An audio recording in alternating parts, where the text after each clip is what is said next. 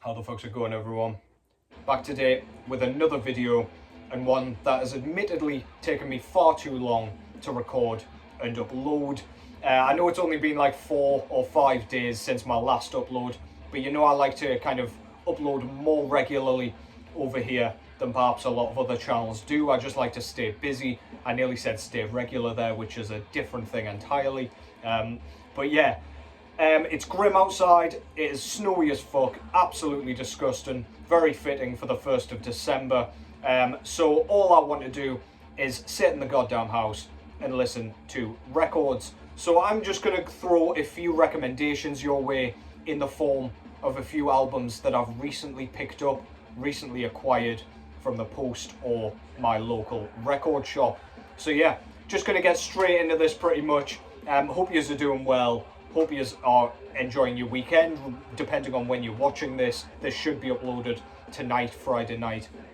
But yeah, regardless, what's going on in the background, first of all, is an album by a band that I wondered why the hell I'd picked this up, basically, because Gojira's never been a band that I've been a massive fan of. But regardless, spoiler alert, this is Gojira from France with their 4th or 5th full-length album entitled L'Enfant Sauvage.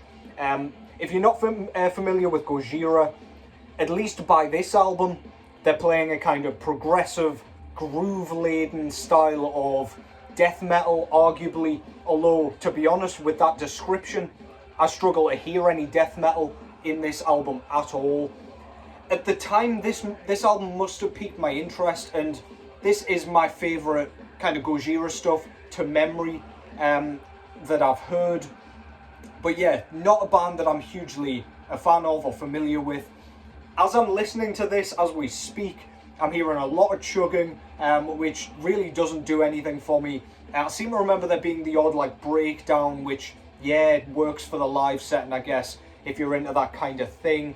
But yeah, not my jam. The vocals are kind of almost clean, mixed with yells, which, I mean, can work, kind of melodic. But that's kind of all that makes each track stand out, is the way the vocal melodies are written and performed. The music itself, to me, blurs into one a little bit. There's kind of nice tempo shifts, nice variety of tempos. But yeah, not massively my cup of tea in general. And it hasn't made me want to go and buy any more Gojira stuff. But fun enough, drumming's exquisitely kind of performed. But again, it's not massively my thing, because a lot of the times the like polyrhythms and the fancy stuff that's going on here is to enhance the very chuggy guitars that are going along as the rhythm section. Yeah, just thought I'd chuck it on because I saw it on my shelf and I thought, why the fuck is that there? But yeah, regardless, Gojira, L'Enfant Sauvage, make what you will of that. But yeah, listenable enough at least. That was put out through Roadrunner Records, and I believe that came out in 2012, if I remember that correctly. So yeah, just going to get straight into this. First album, I've pretty much sandwiched 2 black metal albums between 2 huge fucking slabs of death metal, the first of which being this one. So if you know the band Deicide, you'll probably recognise this. This is pre-Deicide band Amon, with their, I think it was their first 2 demos entitled Sacrificial and Feasting the Beast. So Feasting the Beast, I believe, was 1987 and Sacrificial was 1989. And again, if you know Deicide, this is very much in that vein, very surprisingly, because it's so early on, not just in their career but in general. We were still getting kind of proto stuff back in 1987, less so in 1989. We started to see a bit more of that kind of what we know as death metal kind of appearing. Granted, Feasting the Beast, which I believe is that's the 1987 one, it's a very thrashy affair musically. Drum-wise, we're not really getting that ridiculous caveman blasting stuff that we would get on things like Legion, for example, and the debut, indeed, self-titled. Whereas Sacrificial is a little bit closer to what we would start to hear. Glenn Benton's vocals on this are just as infernal, wicked, ridiculous, absurd, inhuman as they would be in the Deicide work. Really well written, really fucking good shit. A few of the tracks here would rock up on later kind of releases, namely the debut. And yeah, I didn't realise this got a repress, and when I saw it, I nearly picked up the Roadrunner Years box set by Deicide, which I will be getting very shortly, so do stay tuned for that. But yeah, I thought I'd be sensible before Christmas, saw this one, made a compromise, picked it up immediately. This shit's fucking great. Just love the production, love the overall sound. Deicide's a band I just need more of in my collection. I've got one of their CDs, but I do not have anything on vinyl yet, so as good a place as any to start with the earliest shit. That is Amon with Sacrificial and Feasting the Beast. Love their logo there, and the front cover shows a kind of anime character running away from 4 demons. Yeah, pretty cool. Not sure what's going on, but yeah, good shit. Doesn't quite have all that kind of satanic imagery that Deicide would have with the kind of trifiction thing and stuff like that. But anyway, back cover shows very famous photo of the band with Glenn Benton front and centre there, looking absolutely sick. We've got the track listing there from both demos, and this was put out through Darkness Shall Rise Productions from this year. As I say, didn't realise this was actually repressed, so it was a nice surprise when I stumbled across it. Get a nice kind of booklet insert, just like a one-page thing, but yeah, got the logo again with a very similar art style. On the inside we get some thanks lists, some kind of credits and the lyrics there, and on the back we get some old flyers featuring Amon with bands like Obituary, Morbid Angel, Nocturnus, etc. Very, very cool. Love shit like that. Can't wait to kind of delve a little bit deeper into this release. We also get a very nice poster with said, I'll try not to tear this in half, with the band photo there and their logo. Really actually like how they've done that. Very cool. And this one was put on plain and simple, classic black vinyl, no frills, for 2 no frills demos, kickstarting the career of a band that is inarguably one of the greatest to ever grace death metal. So yeah, let me just try and get this back in here without absolutely massacring the place. So yeah, if you're a fan of Deicide and you don't know this band, then sort yourself out, go and get it. I believe Feasting the Beast has been featured with Deicide's logo on it and things. I don't know if they re-recorded it or what, I'm not too familiar with that. But I know Feasting the Beast is included with the Roadrunner Years box set, so I don't know, somebody tell me in the comments. I'm not so sure, but yeah, this shit's really, really good. Really unique. You can really hear how Deicide has had their own sound even back in 1987. Just so unique. And yeah, one of the greatest bands, as I say, to grace US death metal and death metal in general. That's Amon with Sacrificial and Feasting the Beast.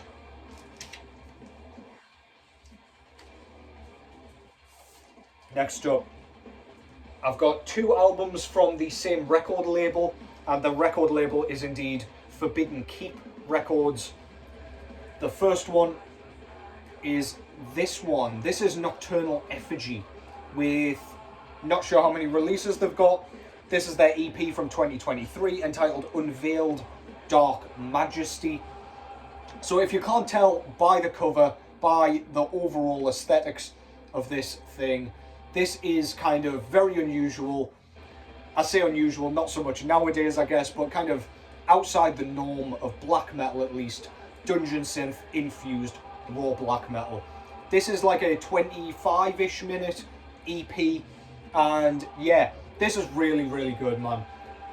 this is a very nice balance between ambient stuff and the kind of raw black metal with the really grainy production. It's pretty much a tale of two halves, because the ambience and the black metal rarely meet. They each have their own style, their own kind of sections in this album. None distract from the other, or vice versa.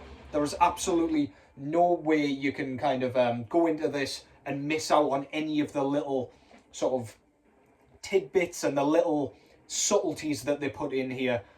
It's either super riffy, raw black metal, or it's the very floaty, kind of spacey, beautiful ambient stuff. So yeah, it's not like super wacky as you might expect from a dungeon synth black metal band, a bit like Old Nick or anything like that. It's just, I don't know, each aspect is utilised to enhance the other in the grand scheme of the full EP, as opposed to within tracks, if that makes any fucking sense. But yeah, this band's based out of the US. I believe there's 3 people that play on this album, but I think it's a duo inherently. But yeah, fucking great shit, man. I'm not super familiar with this band, or indeed the next album. I gave it a quick listen and realised there's no way I will dislike that, so I picked it up. I saw, I believe it was Sean from Blasphemous Intolerance over on Instagram, had bought from this label, and I went and checked out a couple of their things. One of those labels I probably could close my eyes, point at a release, buy it and enjoy it, to be honest. But yeah, this shit's really, really good. I've listened to it quite a few times on YouTube, and yeah, well worth your time. Go and check that out if this looks in any way like you'll enjoy it. Front cover there, it's got that very kind of arcane looking font for the logo. Our guy here in chainmail, leather, spikes, and corpse paint that looks like sunglasses. Fucking love that shit. Really like the bordering, and this is kind of a off-white pink kind of colour, if you can't tell. On the back cover, we've got a line-drawn, pencil-drawn picture of a castle with the logo, some really nice bordering, and the track listing there. As I say, Forbidden Keep put this one out. I think they're UK based, but don't quote me on that. We get an insert here with the 3 guys responsible for this project, all dressed in their chainmail and shit. Of course, logo there, and some nice bordering yet again. And another band photo with our guy with a sword this time, and rocking a magnificent pencil mustache, if I'm not mistaken. Yeah, doing the band photo justice with that fucking thing. What else do we get in here? We get like a little flyer. I don't know if this was just like an advertisement or what, but I'll be keeping it in here because look at that shit. Yet another fantastic band photo with the logo again. And it's very kind of, I don't know, Mutilation-esque. I don't know if it was like a homage to their first album, I believe it was. But yeah, he's kind of sat with his swords at a harpsichord or a piano or whatever it is, some sort of key instrument. This one was put on plain black vinyl. The reason I've pulled this out is because of that. Dear God, that is fucking awesome. So yeah, is this a one-side? No, it's a 2-sided EP, just double checking. But yeah, this is really good, really nice discovery. Please go and check it out if you're kind of in the market for that weird sort of off-the-cuff black metal. Really, really fun stuff. Nocturnal Effigy from the US with Unveiled, Dark Majesty. So much fun. Next up, I've got a band from an unknown location this time. Same record label, but this time the band is called Angstloch.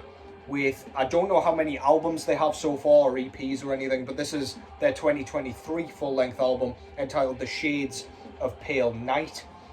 Now, this is raw black metal in a similar vein where they utilise dungeon synth elements to emphasise each kind of black metal passage, but the dungeon synth, instead of it being kind of ambient, is more kind of piano based, and we've got the piano's kind of fluttering around with the raw black metal.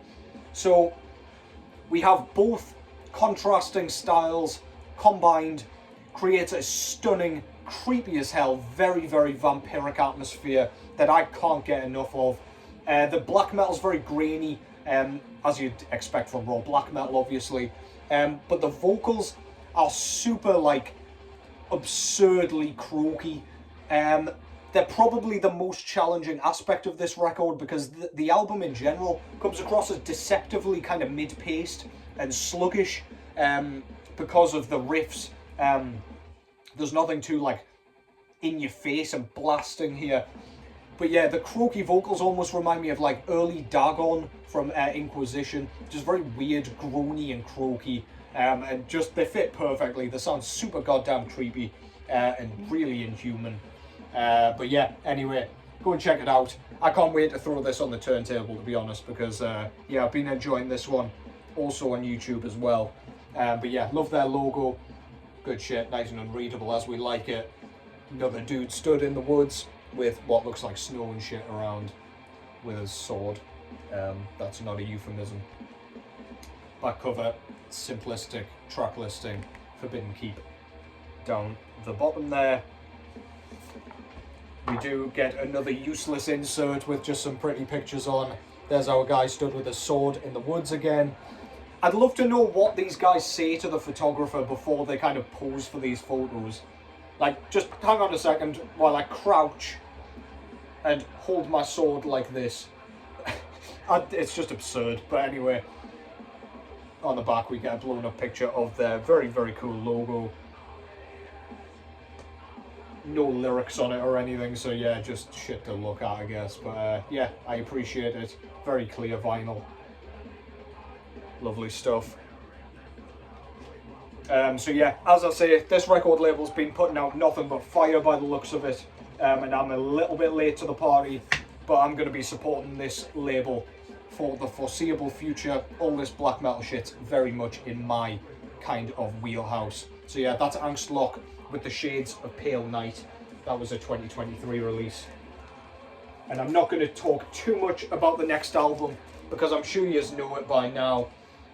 But yeah, saw this in my local record shop. I've already got the sophomore, had to pick this one up. This is the mighty Mortician out of New York with their debut full-length album entitled Hacked Up for Barbecue. This one came out in 1996 originally, my year of birth.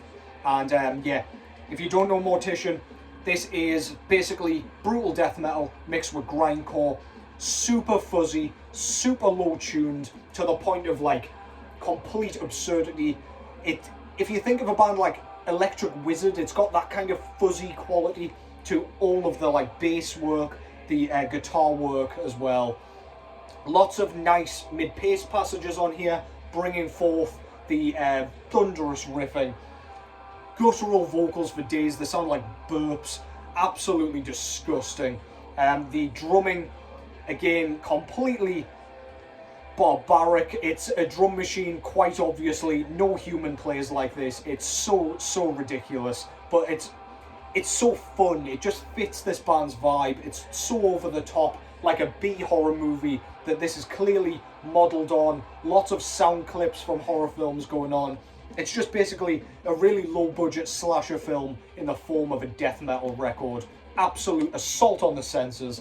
Absolutely fantastic. Go and check it out if you haven't already. Front cover shows a kind of skeletal chair with a bunch of like severed limbs, a dead pig, other side, a sort of facial skin curtain. Just loads of nasty shit. I'm assuming Wes Ben Scota did the artwork again, like he did Chainsaw Dismemberment, because it's in a very similar style, but I do not know for sure. I'll have to check that out afterwards, but yeah, love that, love their logo with the blood dripping and everything. Back cover shows just the track listing. This is a recent Relapse Records reissue. This is a double and indeed a gatefold. Got the guys out of the band and the lyrics there. Very, very cool. Lovely layout. And the disc itself comes on what I believe was described as ox blood and red splatter vinyl, but it's basically white with red and orange splatter. Really, really nice. Relapse Records have done a beautiful job of this. Goes really nicely with the logo particularly. But yeah, Mortician can do very little wrong. Where the fuck is some new music from these guys? Eager to hear some, but I'm happy making my way through their catalogue on vinyl now that it's available again. I missed out on like the Hell's Headbangers runs and stuff from years ago, but yeah, really happy to be catching up with them now. Mortician, hacked up, full barbecue, beautiful stuff, loads of love ballads on that one, lots of acoustic stuff as you can imagine, kidding, really good shit, go and check it out. And that concludes that. I do apologise again for the delay, but yeah, I've got a few video ideas coming up. It's going to be kind of moving towards the year-end list kind of way of things. I've asked you guys over on Instagram, as you probably know, for your albums of the year, so do drop yours on my story over there. I'm going to be doing kind of a little wrap-up with what you guys have been listening to, maybe a mini review of each, if I'm not familiar with them. Quite a few I wasn't familiar with, which is a nice surprise. Not that I listen to everything, that would be absolutely impossible, so it's not that surprising really. But yeah, after that, pretty much going towards honourable mentions and top 20 of the year kind of territory. But yeah, in the meantime, hopefully I'll get a few kind of videos uploaded over this weekend, because I'm not working this weekend. Way. But yeah, hope you have a great Friday evening. Take care as always, and I will catch you in the next one.